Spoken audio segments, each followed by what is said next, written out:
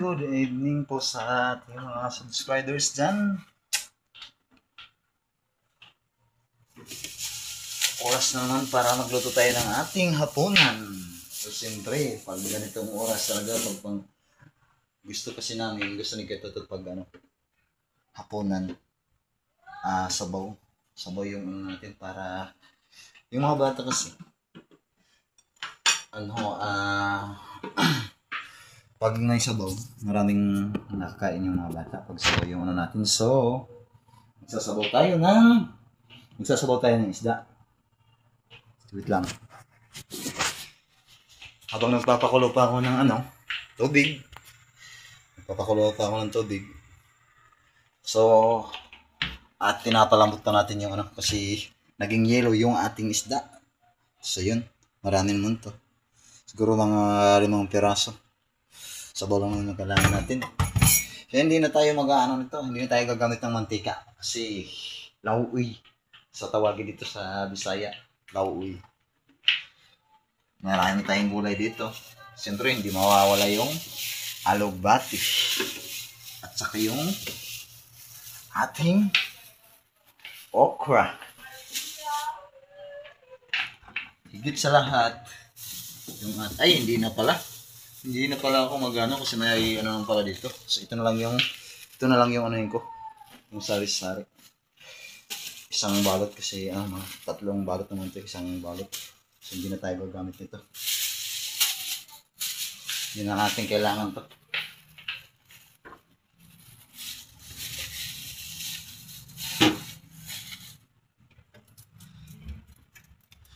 So yun, meron tayong saging. Tinilang ko si Mateo ng saging kasi ito yung mahilig ni Mateo eh.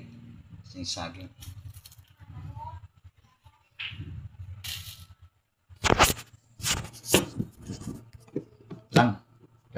Lagyan mo natin yung ating camera dito sa gilid.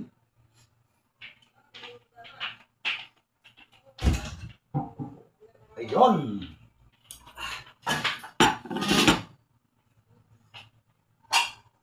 So, gagayatin natin yung natin. Gagayatin na natin yung ating lamas. Yung ating pang-arikado. So, pagsabaw lang talaga mga kaso nga lang, hingin lang ako din sa kapitbahay ng tanglad. Hingin lang ako ng tanglad ngayon. Kapalan ko yung mukha ko para makahingi tayo ng tanglad. Kasi pagsasabaw talaga, yung lauwi. Mabango yun pag mabango yun basta pag yung tawag dito. Pag lauwi talaga, pag lalo may tanglad, masarap ang luto talaga at mabango. So,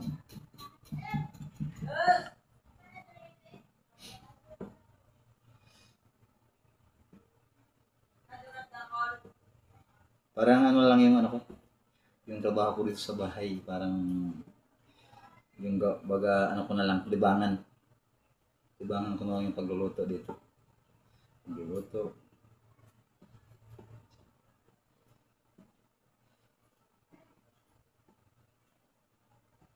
Pasensya na po sa sa mga subscriber ko na medyo nagtataka kayo kung bakit nahina yung boses natin. Gawa ng po. Dahil siguro sa sticker, pero nag-request na po ako kay Ate Manina nung padilip ako ng mic. Ng microphone para talagang marinig mo yung boses ko. Malakas. So yun. So, sila Mateo, napansin nyo ngayon, tahimik dito. Tahimik dito sa bahay kasi si Mateo dun sa hiniraman ni Ate Nilay dun sa kapitbahay namin si Ate Nilay. Hiniraman ni si Mateo. Si Mateo talaga yung bata na yan eh, parang kung kahit saan pa siguro mapunta yun si Mateo. Kung hindi ka baga mag-aalala kasi maraming tao na kay Mateo. Parang lapitin talaga si Mateo sa mga tao. Lapitin si Mateo sa mga tao. Yun. Tulad ng kapitbahay namin. Namimiss agad niyo si Mateo. Namimiss niyo si Mateo kasi daw. Bihira lang daw si Mateo. Bihira lang daw si Mateo nila makikita sa labas. Kasi naman talaga ako naman pag kami lang talaga dito. Lalo na pag may ginagawa ako. hindi ko sinisarado ko talaga yung pintuan para kaya si Mama Tio dito kulong. Pag nandito ako sa loob ng trabaho, si Mama Tio kulong kasi alam niya naman delikado sa bata kasi malapit yung kalsada. So kailangan alerto tayo na huwag tayong basta-basta magano sa mga bata kasi yung mga bata hindi nila alam yung ginagawa nila. So kailangan talaga yung gabay. May gabay na na matanda pa na tulad ko. So makakautos lang talaga si Mateo pag makakagala lang talaga si Mateo pag wala kang ginagawa. Wala akong trabaho. Tulad ko nga, nilabas ko na yung sila dun sa labas. So yun.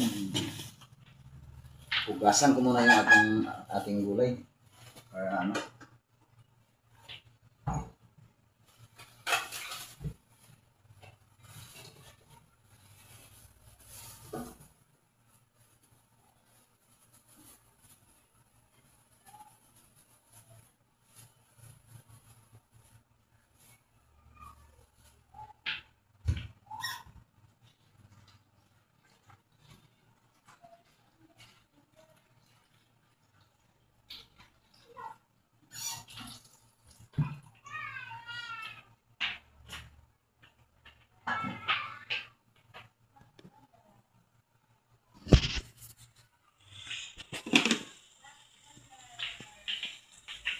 so yung mga kulit, sasalang na natin yung natin.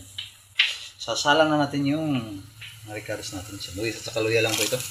Huwag na natin haluan ng bawang. Kaya ako naghahalo ng bawang pag magamit lang ako ng bawang pag may mantika. So yun. Kulo na po yung natin. Sayang nga lang wala tayong kamatis, atsal. Hindi ako nakabili ng atsal.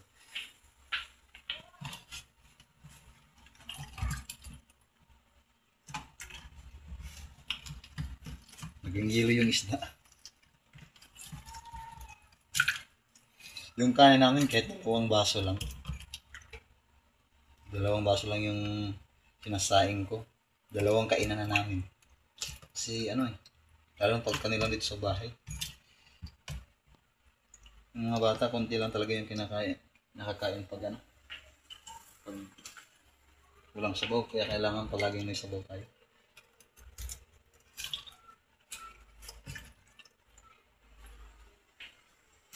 So, takpan muna natin. So, yun na. Sinalang ko na yung ating isda.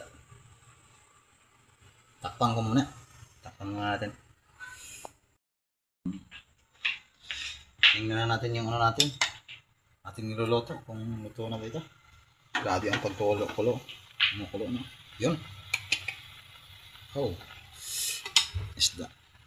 Ano lang ito? Simpleng ulam. Ito lang yung simpleng ulam natin. Ano ito? Para yun. Ito yung ating natin.